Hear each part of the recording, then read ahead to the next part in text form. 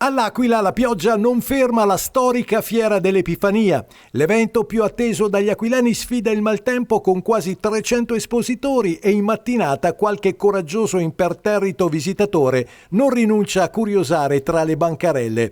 Persone che non rinunciano alla tradizione e vogliono vivere la città e la fiera nonostante il cielo grigio.